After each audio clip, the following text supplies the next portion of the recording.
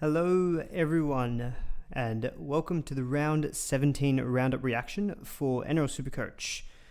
Hopefully you all had a good weekend and good SuperCoach week, of course. That's the main thing that we're here about. Great to see so many of you already in the live stream chat, which is awesome. Just starting here at 8:30 tonight, just after the Roosters Tigers game. Finished on 11.46 for myself, which feels like a pretty good week. I think par score, I would say, is about 1,100 in the NRL Podmasters League, which obviously got a lot of the podcasters who, they all want to plan for these mini bye weeks and things. The average score on that was 11.06. So I look at that as probably, 1,100s about par. I think above 11.50 probably feels pretty decent. Definitely above 1,200. I think that you're in for a pretty good week. I've seen a couple of people saying 12.50. I think shout out to Benny G. 12.24, that's a really good score. I think he said, I'm glad I'm here early because I finally got a good score to boast about this week. Absolutely. A 12.39 from Reese in the chat as well. Like, that's a really, really strong score. 11.46 for me. I'm actually pretty happy with that in the end because I copped an AE basically. So, Joe Chan, shout out to you putting out a 12 every week of Hall of Fame notoriety, Joe Chan. Got his score, which was obviously not ideal given the very low one. And Harry Grant and Joey Lussick being my dummy halves. Of course, there was no way I was going to have a backup there, and I had to kind of make a trade to I couldn't really justify using a trade to get out someone like a Harry Grant. So copped an AE. For a while it was Sam Hughes, which was looking pretty good, but I always knew in the back of my head that Joe Chan was going to make the field. So it is what it is. I'm just going to double check that you all can actually see my team. 1 second. There you go. Okay. So 11.46. I'm actually pretty happy with that. In the end, of course, let me know if there's any internet issues. They seem very prevalent, but we'll go for as good as we can. 12.77, one of Mozart's leagues. That's definitely a really good score. The highest I've seen in Podmasters was 12.59. Was a bit of a difficult week to have separation, of course, with the likes of Titans, Manly, Rabbitohs on the bye. Player pool's already limited. Tedesco, like a lot of people were waiting for this Roosters game. Tedesco was 69% captain by the top 5% of Supercoaches, and then you had Dom Young at 7%. So effectively, like 3/4 of Supercoaches in the top 5% got 126 as their captain. So a lot of big scores in that sense. So the other 25%, maybe are the ones who are maybe losing out a little bit. Maybe they went for someone like maybe a Jerome Hughes. Maybe a few people did go Joey Manu as a bit of a pod, not ideal. We'll just quickly on Joey Manu. Obviously, he's a big talking point for this week. Picked up what looks actually like a fractured left hand, and the Roosters were saying it could be an extended stint. That was what was mentioned in the coverage. NRL Physio, I'm sure he'll put much more detail about this on his podcast tonight, but he's already put a post about that saying could be 3 to 4 weeks, but also very easily could be like a 6 to 8 week injury. So let's hopefully get some more confirmation of that. But the fact that he doesn't cover, he's going to miss round 18 already now with this injury, won't cover round 19. The Roosters draw it's good for the rest of the season, but the best part of it is really like round 23, 24 onwards for the run real like last month. There's a few tougher matchups kind of until then. So I think there's probably enough good... mine is going to lose a lot of cash as well, so we'll wait for Jay Schubert to post out his proposed price changes and things like that. But Manu ended up on 26, and he had like 110 break even, so he's going to go down to like 620k. So not ideal, but look, he is still at a pretty reasonable price to sell. But I'm sure a lot of you probably feeling a bit of frustration, like myself, that week when Teddy got called into Origin. A lot of us was getting Teddy, and then Manu at fullback. We all made the switch. So I paid over 800k for Manu, going to be selling him for probably a big discount. It's not ideal at all, but you can't really control or plan for things like that, apart from hopefully having some depth in your team. But I think you'll probably be seeing Manu maybe as one of the most traded out players next week. And in terms of the Roosters run that I wanted to quickly mention, so, round 20 is Melbourne, then it's Manly Dolphins. That's not like, it doesn't scream like, oh my God, yes, you've got to have heaps of Roosters players. It's round 24 onwards when it's Parramatta, Titans, Raiders, and then Rabbitohs. That's the real juicy part of the draw. So Manu could be back by that point in time. I wouldn't suggest necessarily stashing him for all of that period, but you could look to buy him back in the future, and he will be at a decent price as well. The only fortunate thing as well with Manu is that, look, it's a centre wing position. it is completely stacked. Lomax didn't play this week, but, he's an option potentially. Few fallen guns like a Greg Marzhew went big this week, scoring a double. Could have always very closely scored a hat-trick as well. KP due back to return soon. I wouldn't be surprised to see a lot of Joey Manu to Marzhew trades. Marzhew covers round 19. Ronaldo Mulatalo's got the Titans next week, and then he has the Tigers in round 19. You can see he'll be dropping a bit of cash as well, Mulatalo. I haven't seen what his updated score was, but it was definitely below his break-even of 73. So there's a couple of cheap options that you can downgrade to make money. You've got options who, are similar price as well. You can maybe trade up a little bit to some guns. So look, there's a lot of replacements for Manu. If you've got the duels as well, if you didn't get Fletcher Sharp and you've got like a center wing duel down there, Turbo available round 19. If you think that he's not going to play game 3, which I suspect, given that New South Wales won pretty convincingly game 2, Manu to Turbo round 19 could be a really interesting play as well. So there's definitely a lot of options that you can go from Manu. So it's an annoying injury because, of course, you don't want to have to be using trades on injured players. But the benefit is that there's a lot of options out there. So obviously that's going to be a big talking point for next week's stream. But yeah, just named a few off the top of my head that you can definitely consider. Dom Young as well, for sure. If you don't even own him at the moment, Manu to Dom Young, I still think is a really good trade. We saw Dom Young ceiling today, 126 points, scored a double. And shout out to Teddy as well, who's just been absolutely killing it. I think he's back, right? Surely, I think we've seen enough now to say that last season's Supercoach was maybe a bit of a slump, but he's back to being the Teddy that was, the most highly owned player at the beginning of every season. What about Jeremy Marshall-King? Yeah, that's another injury as well. So he limped off early in that Dolphins game. I haven't seen any post about him. Unfortunately, I was a little bit out this afternoon, so I haven't. A lot of the games, like Dragons and Panthers, I pretty much haven't been able to watch any of those two games. I watched a little bit of the Warriors game. I pretty much watched all of the Bulldogs game, the Knights game, Storm game, and Roosters. Those are the 4 games I watched most of, and then the Warriors, Dragons, and Panthers kind of in and out. So if any reference to those games, I'll probably have to just be referencing more like stats and things like that. Swift AU is saying that Manu is projected to lose 74k. So yeah, he's going to be like 600k basically. So not ideal, but look, going down to someone like a Marzhew, Mulatalo, you are going to free up still about 100k. But yeah, keep posting your scores in the chat, guys, as well. Let's see how you went.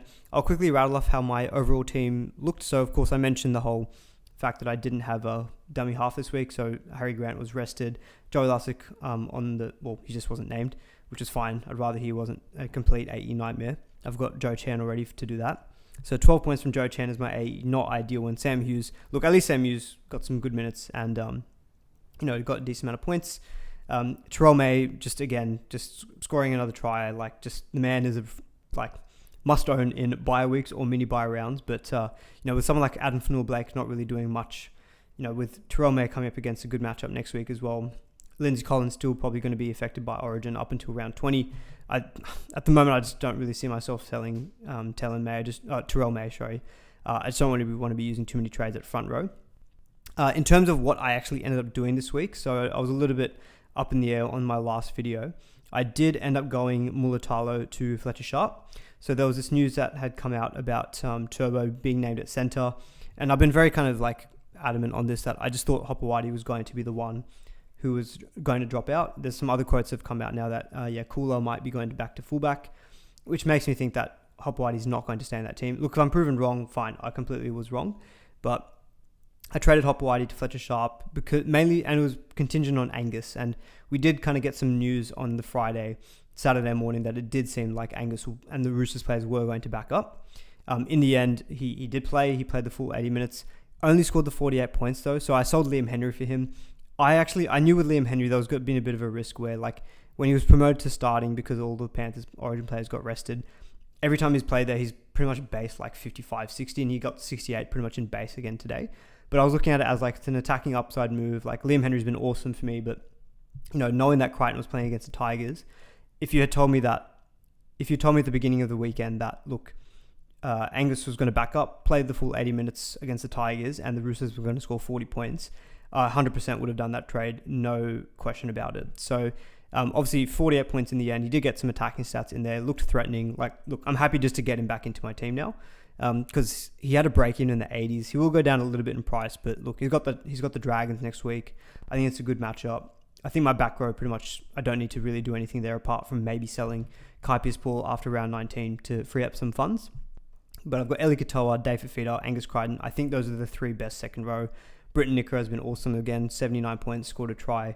The only one I might just have to miss out on is Hamoli Olakwatu, but I just don't feel the need to have to stack up in the second row so much when I'm going to want to be reserving centers, halves, fullbacks, things like that.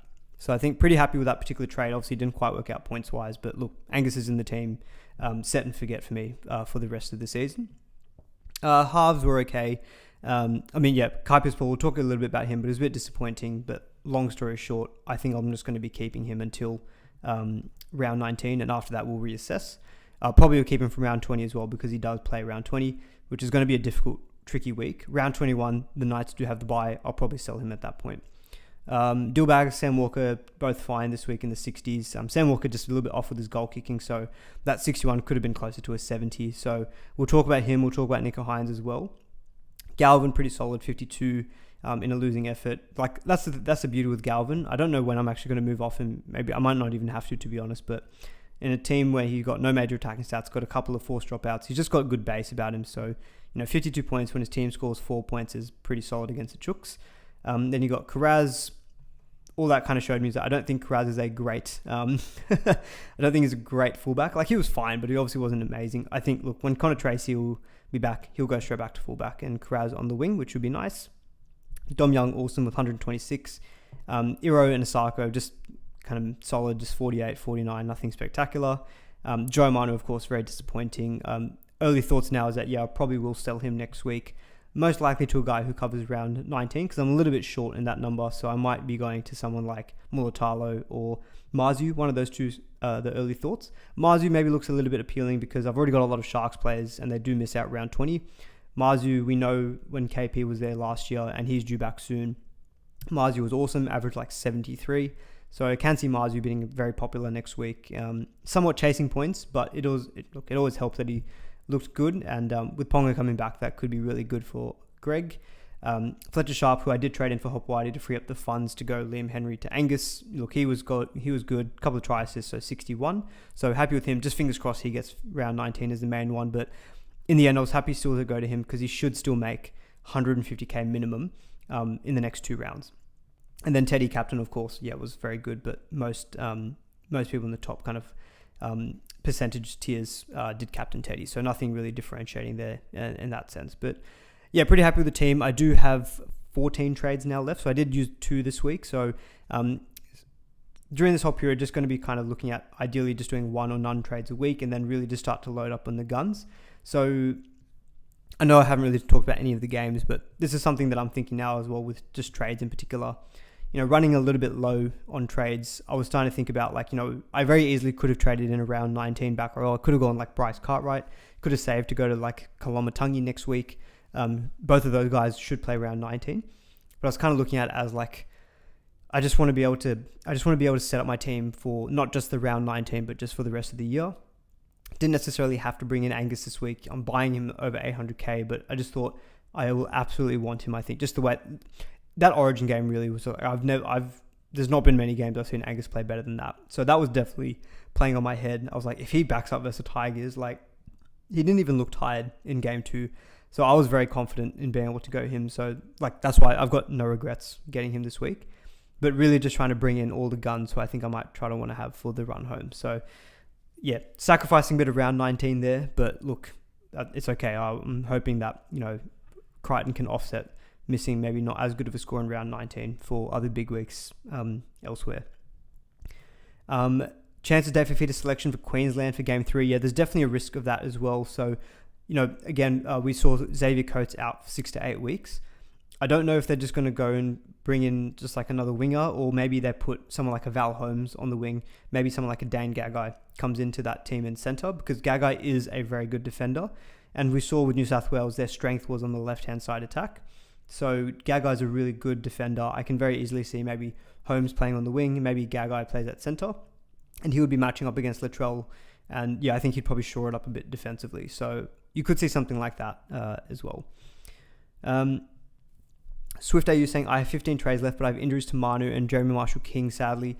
Yeah, I'm just going to have a quick look if there's anything tweeted out by NRL Physio on Marshall-King. So yeah, I did see that part of the game. So he picked up an ankle knock when he got tackled. And yeah, I think he didn't play the rest of the game.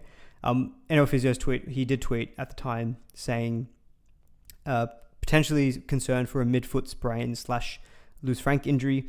The Dolphins do have the bye next week in round 18, so we'll mention that. But it does put some doubts over his availability in round 19.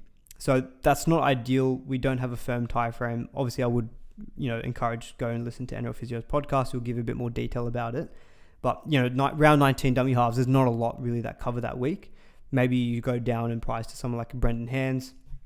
Maybe you get someone from maybe like a Jaden Brayley or something. But if you've got Marshall King, probably early thought is obviously see if you get some news that he's out for multiple weeks, then yeah, you can easily sell him. Get maybe an Api Coruscant, probably is the one that stands out for round 19 cover.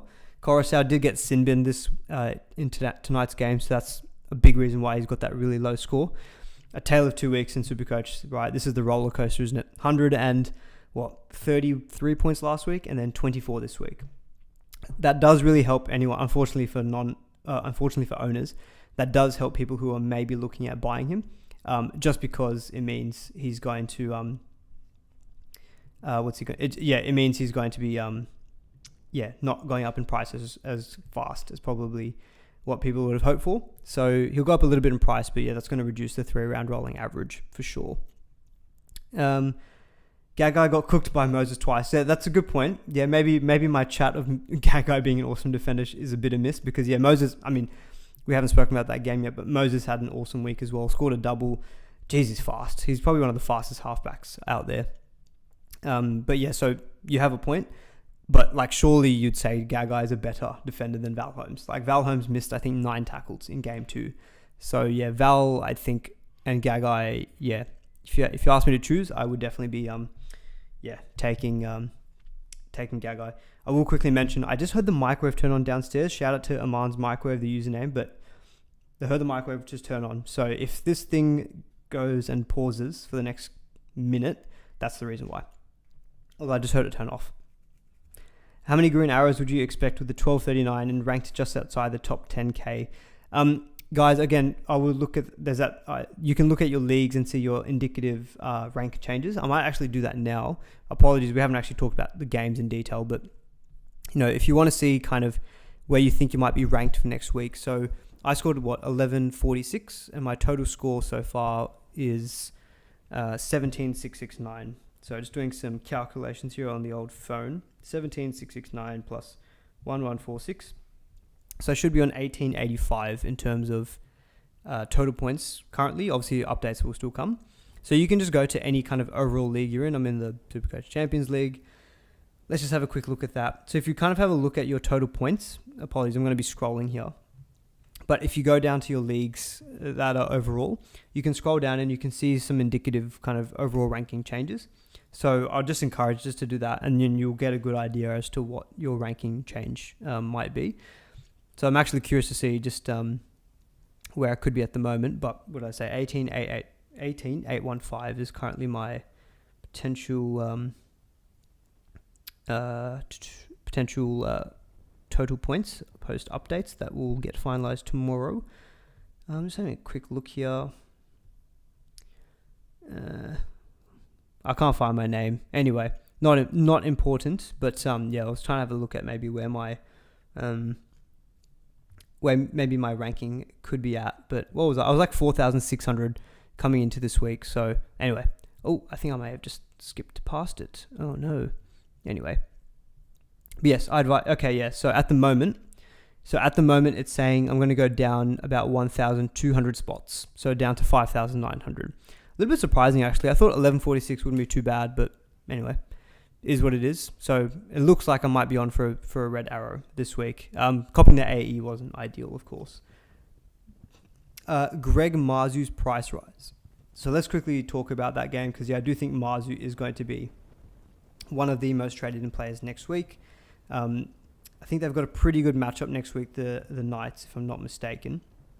So Marzhew in the end ended up on 116 points, scored a double, but the base stats were really good. So we're looking at 16 points in tackle busts, so 17 net tackles plus 4 in the offload, 21 plus 35 in runs. 35 in just runs is really good. So 21 plus 35, that's 56 in base power. Yeah, that's kind of like the Marzhew that we were seeing of last year. So that's definitely a positive sign. So even if you just take out those attacking stats, he was getting some good underlying base power. So Jay Schubert has him projected for a 33k price rise with a -6 break even. So he'll be going up to about, call it 500k flat and negative break even. So Marzhew at 500k he does offer value with, when you think about that, yeah, Ponga will be coming back into that team. It will improve that left-hand side attack for sure. And he covers round 19 as well. And the upcoming matchups are pretty good. So obviously Parramatta defensively are definitely a team that we can continue to target. I think they've got a run of, I heard on the commentary, 11 games in a row of conceding at least 20 points. So they're definitely there for the taking. Even with ex-stars back, they still do league points. Raiders in round 18. Against Raiders in Canberra, probably not amazing. Manly round 19. Again, it's not amazing. Broncos round 20. Broncos at the moment are still not looking the best defensively, so I think that's fine. It's at home. Then you've got Panthers in round 22 is a little bit tough. They do have the bye around 21. Then you've got Tigers, Sharks, Rabbitohs, Titans, Dolphins. They do have a few good home games. So the draw is probably not like spectacular, but I do think it's good enough that, yeah, for the 500k price tag, you can very easily go back to Marzhew. And I think, my particular dilemma, I think, will be if I want to sell Manu and free up money and I want a round 19 number, could be Mulatalo, could be Marzhew. Mulatalo for sure has got a better draw for the rest of the season. But if you're loading up on too many Sharks, you just have to be wary of round 20 because the Sharks and the Eels and the Dragons are all on the bye in round 20. So Sharks and Eels in particular, a lot of players are going to be loaded up on them. And then after game 3, you can again see a lot of Origin resting. So it just could be one of those mini bye weeks that could be very tricky to navigate. If you really feel like you're because you might already still have Kale Iro. You may have bought Nico Hynes again by that point. You might have Brigitte Nickera. You might have a Dillbags. You might have maybe a Bryce Cartwright, a Brendan Hands. All of a sudden it's similar to what we had in round 14. You could be having 5-6 players already out, plus Origin players not backing up. And so you could get really tested. Whereas someone like the Knights do play round 20. So if you're kind of looking for a 50-50, maybe that's a way that you could split the two. But yeah, no, look, Marzhew, obviously it's very tempting to see 116 points. Brabham Best, if anyone was interested in him. So he did score a double. A lot of that was from drop balls and, I think he ran for over 300 meters, but he had 2 tries that were identical where he picked the ball off the ground. I think he's a bit more expensive than Marzhew. Yeah, he's 633k, so he's not even that cheap. I think I would be taking that 100k price saving and getting a Marzhew instead, in my opinion. But Fletcher Sharp, obviously a lot spoke about him coming into this week, so I think we probably don't need to talk too much about him. Will Price did score a try on his debut, so ended up on 60. Yeah, Kai Pearce-Paul was a bit disappointing, so only the 34 points, and he played the full 80 minutes as well, so it wasn't even necessarily because of the lack of minutes. So he just didn't really take many runs, only 9 points in runs is not great. So yeah, look, he'll be there for me until round 19 just to get that number. If Ponga does come back, then hopefully that opens things up for him on the left, but it depends if he's going to be starting. He was only starting this week because Dylan Lucas got ruled out as well. I traded in Marzhew in round 11 and it finally paid off. Will Price looked awesome for the Knights. Yeah, I thought Price was decent overall. This game had so many referee controversies and things about should have tries have been scored and whatnot. I'm not going to go into all of that detail. Just kind of stick more to the SuperCoach stuff. But yeah, I guess the Knights are interesting because they do cover round 19. Jaden Brayley not great with only 37. That hooker minute split at the Knights at the moment is pretty bad for anyone who does own Jaden Brayley because. Did he get benched at the beginning of the game? I feel like he did because I think from the memory, Phoenix Crossland was in the starting lineup. But yeah, Jaden Brayley only the 45 minutes and Crossland the 48. So they're just doing this split and yeah, it's not great. So Brayley was looking like someone who could maybe be an option at number 9 for round 19, but probably can't advise it to be honest because I don't think he's necessarily even at a really cheap price. Yeah, he's 408k. He's losing money at the moment. So maybe pick up in round 19 if you see something different. On the Eel side of things, definitely a couple of shout-outs need to go. So Mitch Moses obviously had a great game, but I think obviously doesn't play in 19. And I think most people are just going to be looking at Nico now as the primary halfback trade-in. Bryce Cartwright was very good. So quiet for most of the game, but he did get that try assist for Junior Paulo. He got another try assist as well. I can't remember actually who that was for.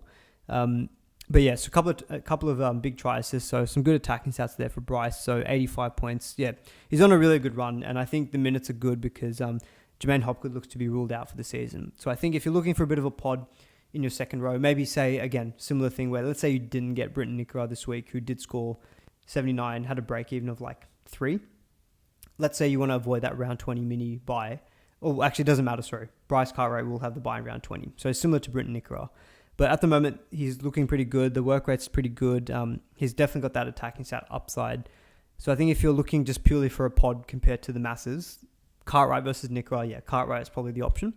And I can't knock it. At the moment, he for me isn't really a consideration just with how my own second row forward looks. It's pretty stacked now. Well, at least I think it's stacked. I've got Elikatoa, Fafita and Crichton now, so happy enough with those starting 3. But yeah, Cartwright definitely is a very good pod. He's had a good month, so 85 this week, and before that, he had 74, 62, and 79, and a couple of 50 scores as well. So very, very good option there potentially. Maybe more for like head-to-head players or who are maybe those looking for some pods. Elsewhere, like Blaise Solangi, I think I'm seeing enough from Blaise Solangi where I think if you still owned him, yes, you'll lose a bit of money this week because he had like an 85 break even. So Jay Schubert has Blaise Solangi for losing 16k and with an 84 break even. But look, they versus the Titans, I believe it is in round 19. They're really looking to they really always go to their wings. There was this controversy about that no try that he didn't get. Look, I'm not going to even comment too much about it, but if he gets that try, that's an extra try and an extra line break. And that 66 is now closer to 90. And then all of a sudden you're thinking, awesome. So I think he was very, very close to scoring a double. They're definitely, he's just on this crazy try scoring run. Look, it's the Rabbitohs in round 18, then Titans round 19. I think if you stuck with him, I would not be selling, in my opinion. I think you keep him for round 19, and then maybe in round 20 you sell, just because round 19 is going to probably be the toughest major bye week to cover, as things currently stand. Especially if someone like Fafita is also getting into that Queensland side potentially. Bryce always finds a way to select the best pass. Yeah, he's got a great passing game. That pass for Junior Paulo was really good. That little offload that he did. Dillbag's pretty solid with 64, a couple of try assists, both from Moses' tries, I believe. People probably from the Eels looking at some of their back rollers, maybe like a Ryan Madison, 56. Bryce Cartwright, we've already spoken a little bit about as well. Again, all I'll just preface is that you just need to think about how many players do you want in your second row, because you're going to not want to be reserving too many of them. So I think while some of these guys are good, they're not going that well where it's like, oh my God, yeah, I'm going to consider them compared to say like a Elikatoa or an Olukwatu post-Origin, maybe even a Britton Nikora, Isaiah Yeo even. So yes, they're probably good pod options, but apart from Bryce Cartwright, I probably wouldn't be looking even at Madison that much in my opinion. I guess the other thing to comment on was the minute split between Brendan Hands and Arthur. So where is he? Where did he score? So yeah, Brendan Hands scored 28 points. Where did he disappear to? Sorry, I'm just going to check NRL.com minute split. So it says Matt Arthur played 28 minutes and Brendan Hands played 52. Yeah, so Brendan Hands with 52 minutes isn't great, but am I going marbles or can I not see his name here? Matt Arthur for the Eels. He must not, you know what, he must not even have been in the game yet. That's probably why his score's not even there. But we'll see how much he costs. He's probably going to be bottom dollar. Maybe if people are looking for a downgrade. Yeah, that's probably it, I guess, out of the Eels, apart from shout out to Matt Dury of 2023 fame for my SuperCoach squad. You were there the whole season. And I started with you over Bryce Cartwright, and that killed me. Yeah, that absolutely killed me. Nick, thank you so much. The legend, White Love Heart. $8, mate, you're a legend. I was on the phone with my mum just before the stream started, and I said, look, Nick, honest to God, I said, there's this guy he's so generous. He donates on every stream, and I messaged him on Instagram recently. I was like, look, I appreciate it. You don't have to donate, but yeah. Anyway, Nick, even my mum knows about you now. Thank you. That's how much you've been. That's how generous you've been. I was like, well, got to tell my mum about that. But yeah, thank you so much. Appreciate it. You're saying great result for the Roosters, but sad for Manu. Have only just joined the stream. Is he sell or hold depending on how long he's out? Coffees for the week. You're a legend. I do have to go to work tomorrow, so that will definitely come in handy. Probably a large flat white coming my way.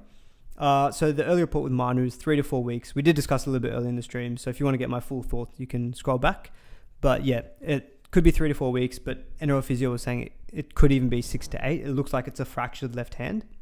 So pretty significant injury. I think even if it was 4 weeks, I think probably would sell. Just the center position is very stacked. You can easily sell to like a Marzhew, make some money, and free up that cash and get a round 19 number. So yeah, I think Manu, most likely I'm leaning towards sell. If you're running really, really low on trades, because the Roosters do have a good end to the season, you could maybe just stash him in your center wing and wait for him to come back. But I do think that at even 600k, if he's out for 6 weeks, that feels really tough. I'd probably just look to move on and just capitalize and bring in another center wing option.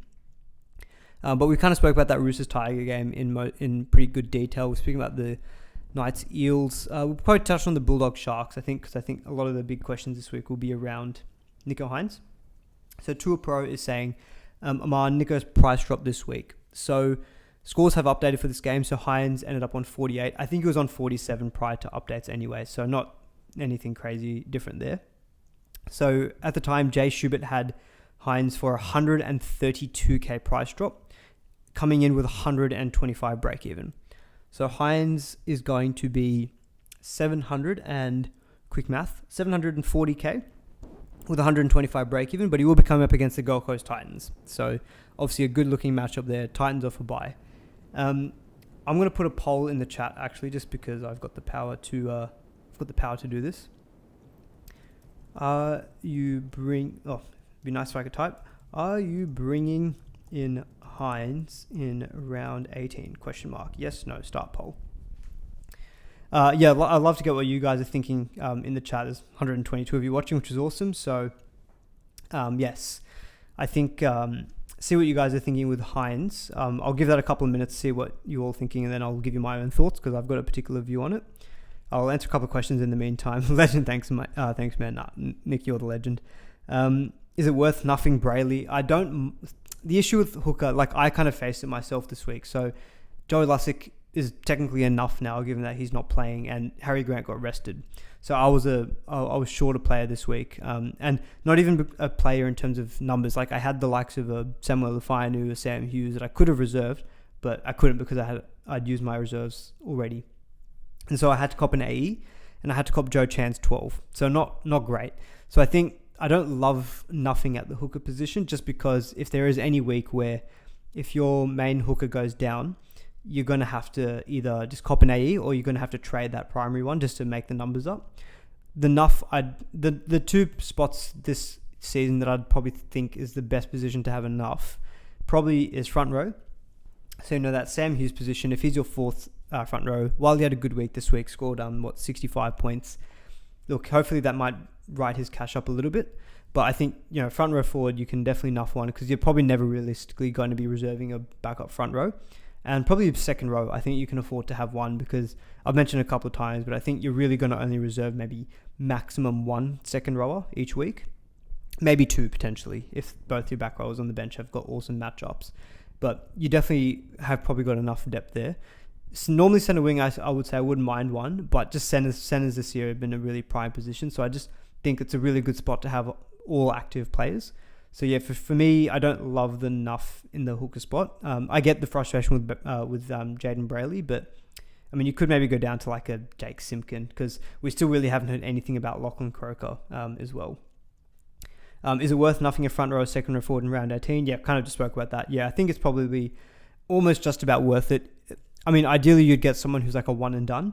Maybe you get someone who is going to be available for round 18 and then you don't ever see, round 19 if you're an overall player. And then you just don't ever see them again. But I guess the benefit with the nuff that you choose is that you can pick someone who's got duels. All right, let's check on this Nico Hynes poll. So I asked, are you bringing Hynes in round 18? We've got about 35 votes, 40% saying yes and 60% saying no.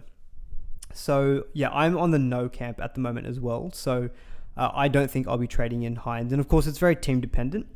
But even look, I'm having a couple of good weeks. Obviously, this week looks like I'm in for a red arrow, but kind of going with my gut a little bit more and going with the eye test a bit more.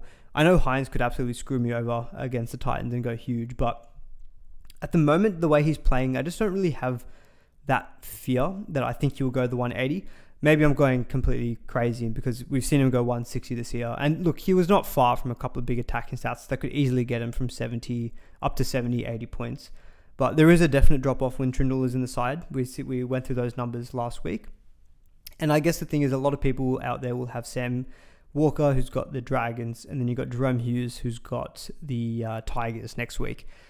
Like Sam Walker, apart from his goal kicking, he very easily could have got 70 this week. On any given week, Sam Walker has got really big upside himself. I could lose out maybe on 40, 50 points, not doing that move next week. But I think I'm at the moment leaning just doing Sam Walker to Hynes in round 19. So I think even if Hynes doesn't look good again next week, I will probably still get him in round 19 because it's against the Tigers and it's a major buy round. And I feel like part of the way to not just go really far down in ranks wise is just making sure you cover off your major threats, and he will be the most captain player in round 19, even if he doesn't have a good performance next week. But at the moment, not really seeing a lot out of him that makes me think he's in for one of these big 150 scores. Maybe that could change next week. I also just don't think the Titans are that bad anymore. Like, they're pretty good in attack. We always know this. I mean, look, they lost to the Tigers and then they went out and beat the Warriors 66-6. So they can be very up and down, but coming off a bye, I generally do think teams are pretty good off the bye. So I think coming up next week against the Titans off a bye next week doesn't scream like, oh my God, yes, I absolutely have to have him. But yeah, round 19, I definitely will have him, and then at that point, lock him for the rest of the year. It's not even a price change thing because I do think that he can match 125 break even, but I'm just not seeing that much out of him. And I think with Sam Walker having a really good matchup in round 18 himself, if Sam Walker had the Panthers or had like Melbourne and Hynes had the Titans, I would probably make that move in that case. But because he's got a good matchup, I just feel like I can maybe ride with him for another week at least. Dale says, you reckon you're going to see red arrows with 1-1-4-6? That's purely just based on, I had a quick look at the overall leagues and things, and it was projecting me for a 1,000 rank drop. So that's all I'm just going off at the moment. I did think it was an okay score myself, but anyway. Can't lie with the facts, or what looks like could be the facts. Tony saying Hynes is not looking the best. I might wait until he shows some improvement. I kind of agree with you, but at the same time, even if he doesn't look good next week, I think I'm probably still going to bite the bullet and get him in round 19, just because I do know that at any point he can turn it on.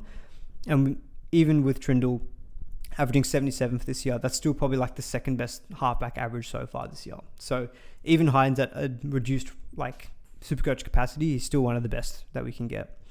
Wishart to Hynes in round 19. Yeah, I think Tyron Wishart owners, look, he didn't goal kick the best, but he's been the perfect stepping stone in terms of a cash cow. He's been really, really good.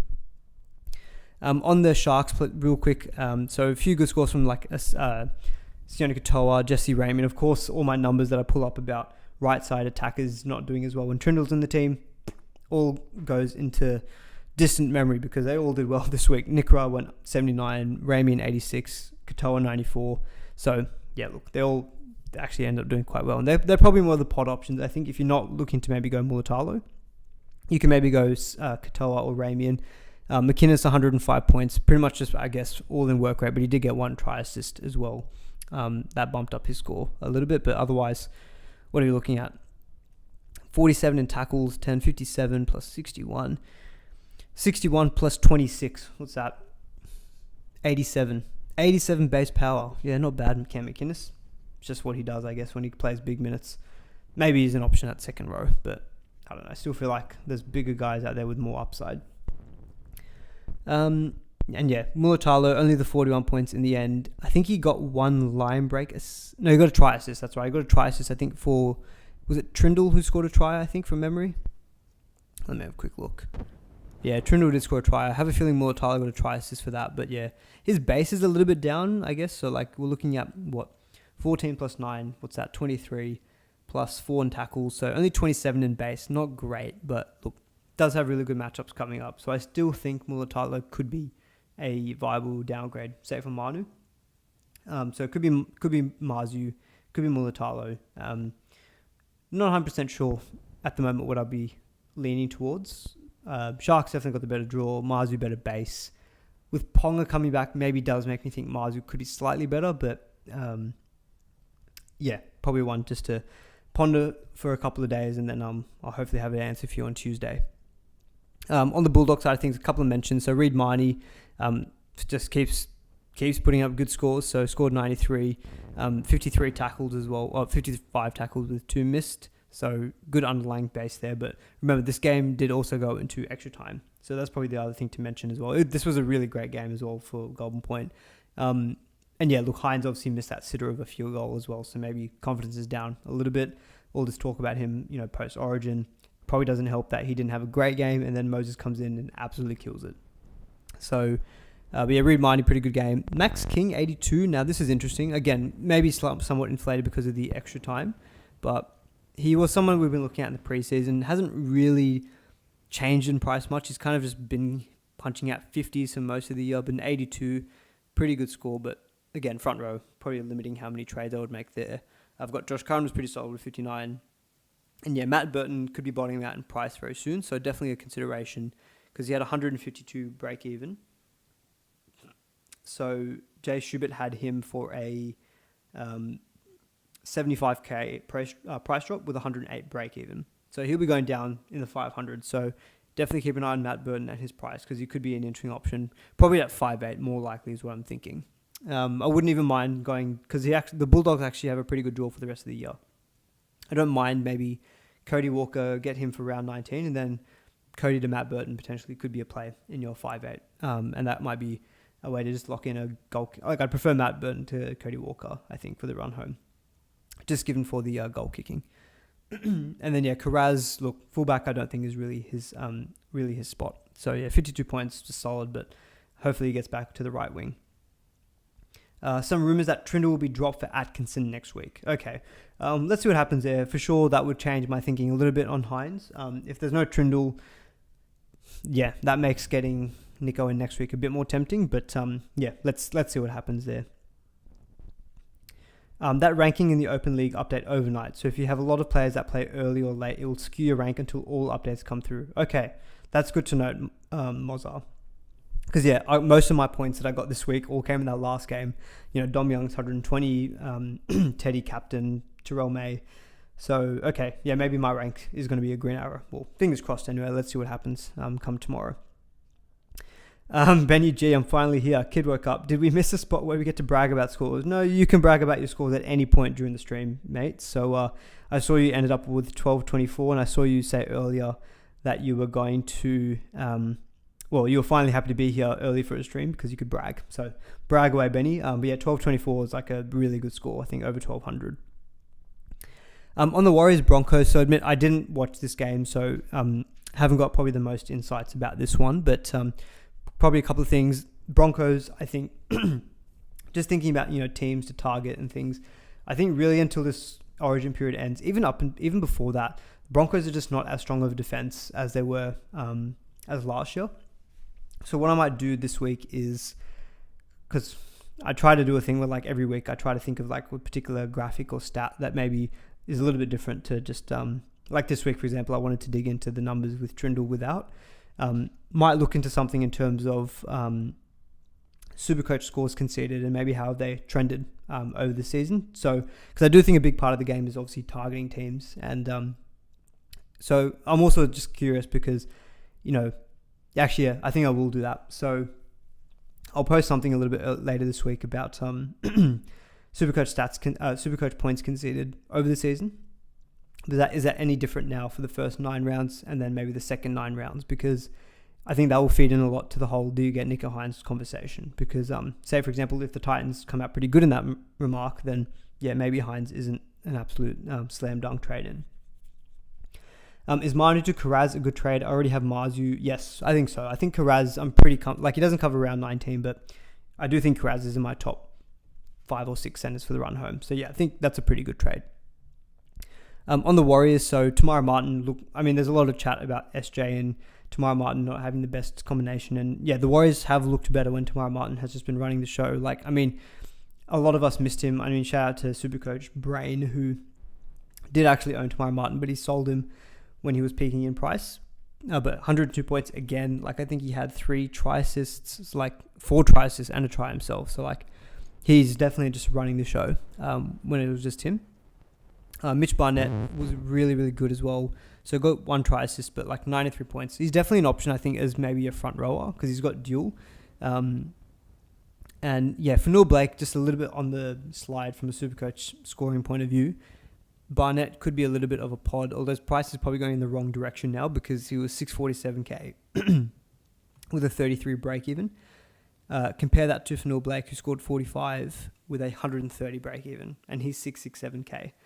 Yeah, Fanil Blake, I'm probably looking at as someone who I'm just going to keep letting him go down in price. If he gets into the 500s, yeah, after Origin, Terrell May to him might potentially be a play, but probably want to see a little bit more from him. The last couple of weeks he's been a bit underwhelming.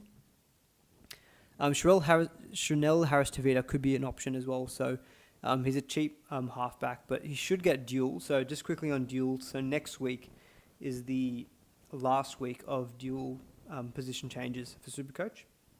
So I can't remember all of the players top of the head, but some of the ones who will be getting it, I know Cody Walker is getting halfback 5'8", so that's one. Turbo won't be getting fullback centre, just in case anyone was curious about it, because he would have only been played, if he gets named at centre like it's been reported, he'll only have the 1 game there. So obviously no help there. And then generally the precedent is to play at least 3 games in that position before they get the dual change. But yeah, with Warriors, I'm not heavily looking at a lot of the Warriors players. Like Tamara Martin's been really good, but he's really expensive now. It's 700k. So probably not considering him. Like I'll just get someone like a Nico Hynes instead. They don't cover round 19. But yeah, look, they're looking better when SJ's not in the team. But yeah, I think Broncos definitely a team that can be targeted as well. Maybe not necessarily targeted, but they do leak points. They've been leaking a lot of points in the last few weeks. So I think you can definitely at least not be afraid to play a player against the Broncos currently during this whole Origin period. A couple of big performances from Xavier Willison, did score a try, so 77. Corey Jensen, I think, was racking up stats in the first half. So he ended up on 71, pretty much all in base power as well. But I do think the minutes were inflated a little bit because there was no Payne Haas in this week. So I'm just going to have a quick look at minutes here. Yeah, Corey Jensen played 68 minutes. He's not playing that many minutes when when Payne Haas is in the team. So yeah, probably wouldn't read too much into that, but obviously a good score from him this week. Apart from that, not much relevance, I think, out of the Broncos really in general. Probably, I think most people are going to be looking at Payne Haas and then Reece Walsh after Origin. Jackson Ford, a sell. Let's have a quick look. What did he do? 23 points. What is going on there? Sorry, I didn't watch this game, so I'm not sure if there's an injury there. He only played 35 minutes. Yeah, it's not great. Not great, is it? I mean, in second row, yeah, he's gonna be sub 500k. I think if you've got the money to eventually get up to like Olaquatu, yeah, I'd probably just make that trade, to be honest, because he doesn't cover 19 and definitely not a season keeper in your back row. Speaking of season keepers, Jerome Hughes, 78 points, so actually got some pretty good updates. Excuse me, bit of a tickle in the throat. Yeah, I mean, Hughes is good again this week, had 1 try assist, but lots of tackle busts. I think he got a couple of line break assists in there as well. Sean Bloor, good score with 67. Wishart with 53. Had the goal kicking, but did miss a couple of goals. I guess the notable one was Jack Howarth. So a couple of people were looking at him. So actually Jackson Ford is a good shout as well in terms of he will be getting dual. So Jackson Ford is going to get second row, front row dual. So, I mean, if you can move him to front row, he might not be the worst. But if he's going to be stuck for you at second row, I'd probably move on, I guess, at that point. Jack Howarth is actually going to be out for the next 1 to 2 weeks. So he picked up a glute strain, which is interesting because I thought with Xavier Coates being out for 6 to 8 weeks, I thought that might open up a spot for Jack Howarth for longer. But Howarth is going to also be out for 1 to 2 weeks. I guess the big relevant one here is Suafalongo. So obviously Pappenhausen was out this week. No Harry Grant. Excuse me, guys. Sorry, my voice is a little bit... It's a little tickle in my throat. But yeah, Pappenhausen, there's actually no guarantee that he's going to be back next week either. So not ideal for people who bought Pappy last week. I think he's got a 39 and nothing this week and maybe nothing next week. But anyone owning far longer, like I think if you're a far longer owner, I think you just see what happens with the whole Pappy situation. But even if Pappy's back next week, with Houth also being out for 1 to 2 weeks, far longer could just end up on the wing. So he could actually just be an indefinite hold, which probably is good for owners because you'll get him versus the Tigers next week. So it could be a valuable play next week in your sides. Joe Chan is doing his normal thing, getting 12 points.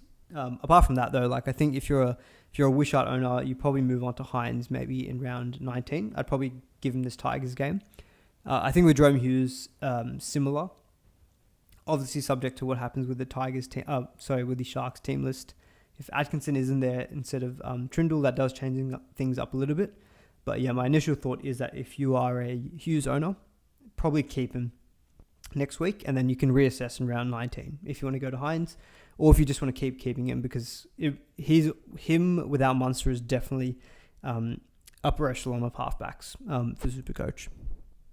On the Raiders, only KO Week scored over 66, so he's actually been a really good option as well for people. He's putting up some good scores. Joe Tarpany, I thought, was looking for a huge score this week. So he was on 38 after his first 30-minute stint, and I thought, oh my God, Joe Tarpany of 2022 is back. But I don't think Ricky Stewart likes playing in big minutes because in the end, Tarpany only played 50 minutes. So 50 minutes for the 55 points, probably only got that second 20-minute stint. So not great. And yeah, pretty, I mean, in terms of the game itself, like the Raiders were pretty good defensively towards the back end of that game. But I mean, in terms of Supercoach, there's probably not a whole heap of relevance. I mean, you had Rapana only scoring 36. If people still own Smithies, 38. Like, yeah, no one scoring over 60 apart from KO Weeks. And then, yeah, Daniel Levi, 10 points. Good on you, son. Out of curiosity, I'm just going to see how many minutes he played. Daniel Levi, he only played 19 minutes. Fair enough. To be fair, 10 points in 19 minutes is pretty good PPM for Levi. He doesn't generally have that good of a PPM.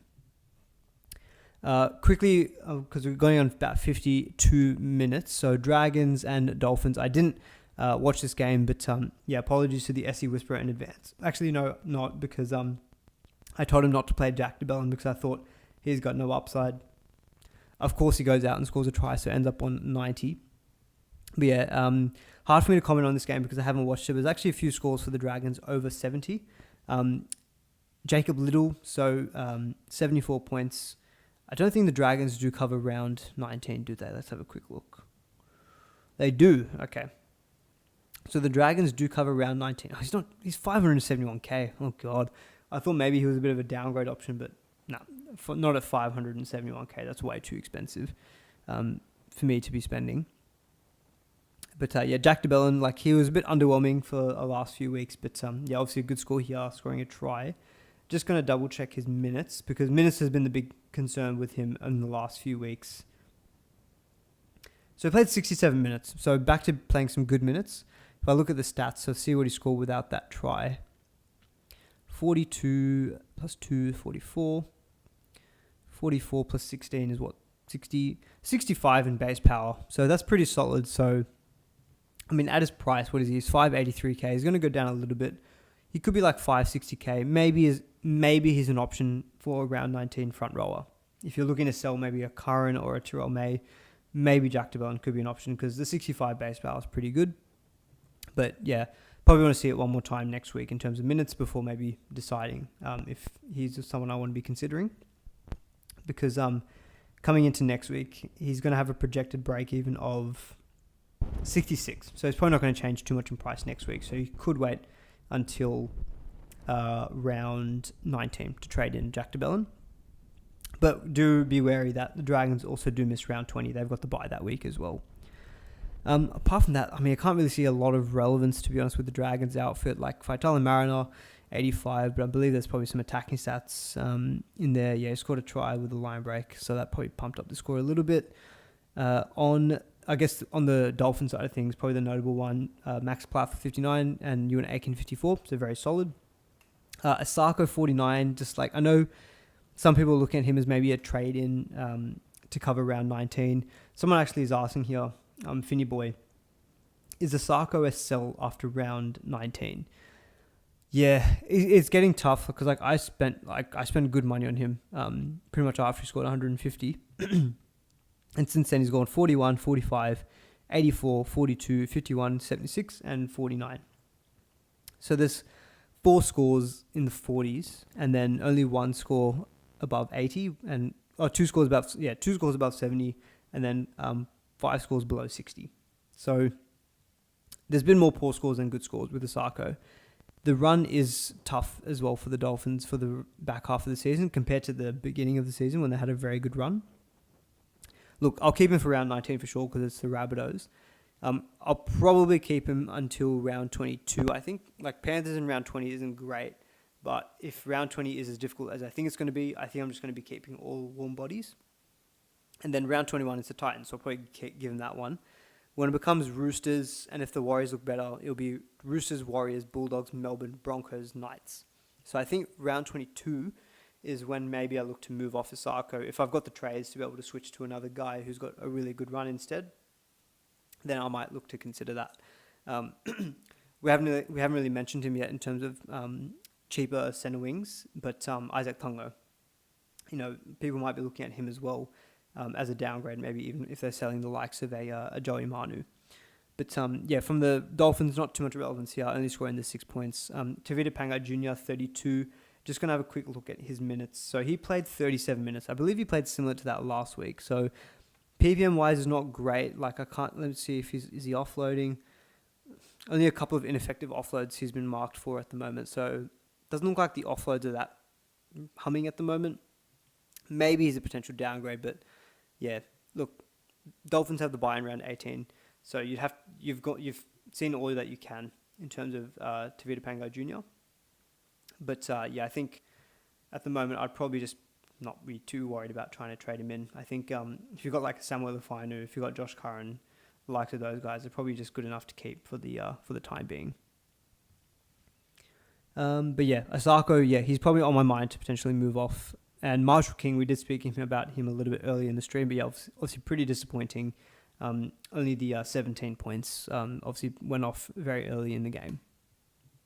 Very quickly on the Panthers Cowboys. So again, very Origin less played team. So no Origin players for the Panthers except for Isaiah Yeo, and no Origin players for the Cowboys. So probably not a whole heap of relevance here SuperCoach wise. I guess Liam Henry, it was sad to sell him.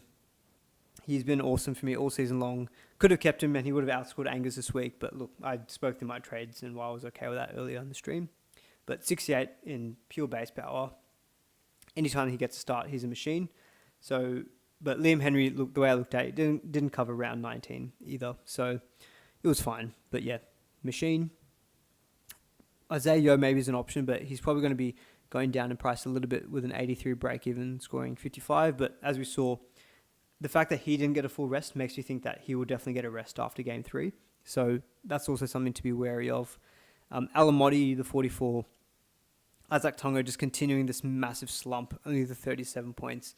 He's definitely obviously dependent on Cleary. So he had a 59 break even coming into this week. So Jay Schubert has him going down in price by 17k with a 57 break even.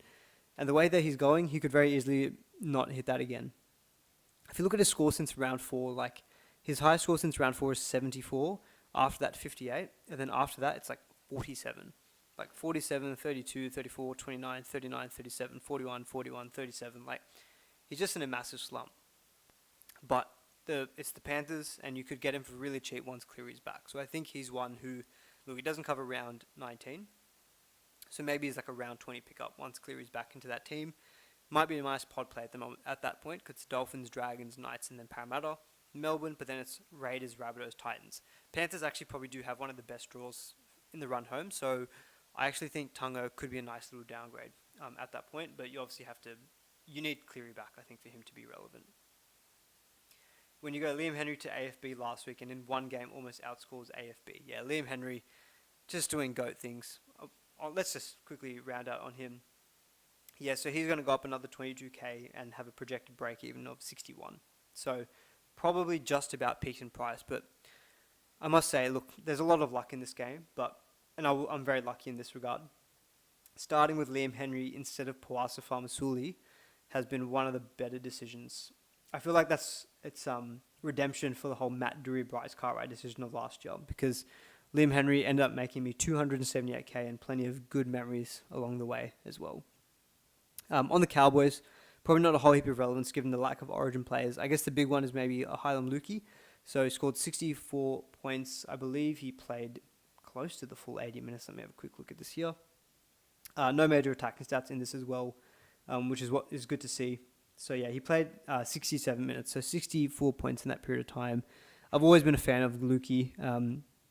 He's at a good price as well. He's at 423k, but he doesn't cover round 19. So maybe, again, he's a post-origin potential downgrade. But yeah, you just need to be wary of how much you're stacking up in your second row forward position. That's probably the only thing I will mention. But yeah, that's kind of a quick wrap through of the game. So we've been going for an hour. Probably going to give my voice a bit of a rest. It's actually struggling a little bit, and I've got a bit of a headache because I did stay awake all of last night to watch India win the T20 World Cup, which was awesome. Look, if anyone didn't realise, I support India when it comes to cricket. I just have to. Just family and things, you know. But yeah, I've got a bit of a headache as a result of that, but obviously very happy to see India win. Next week, I haven't really given trade thoughts that much thought, but I think with this Manu news, I'll most likely sell Manu, I think, next week. Probably to a cheaper centre wing like a Marzhew or a Mulatalo, just someone who covers round 19.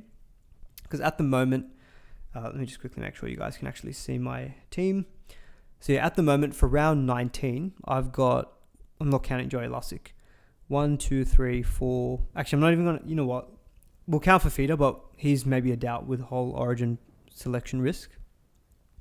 1, 2, 3, 4, 5, 6, 7, 8, 9, 10, 11. I've got 11 at the moment, assuming Fletcher Sharp plays, but so that could very easily be 10. So I'm definitely a little bit shorter for round 19. I could have traded in a round 19 back row, but I'm happy getting Angus. So I think I very easily could end up going with only maybe 12 for round 19. So I'm thinking early thoughts could be Manu down to Marzhew, maybe make free of about 100k. And then, yeah, to be fair, I might only end up with 12 because what I think I'll end up having is maybe Manu down to either Marzhew or Mulatalo. That gets me to 12. That gets me to, assuming Fletcher Sharp, that gets me to 12. And then Sam Walker to Hynes in round 19 would get me to 13 players for round 19. And that just might be my 13. I might not have any extra. So that might just be me for that particular buy round. But yeah, early thoughts next week. Probably Manu out for, at the moment I'm thinking Marzhew, but it could be Mulatalo. And probably save, I think, because I've got Isaac on the buy next week, but that's it. So I think it should be easy enough to cover.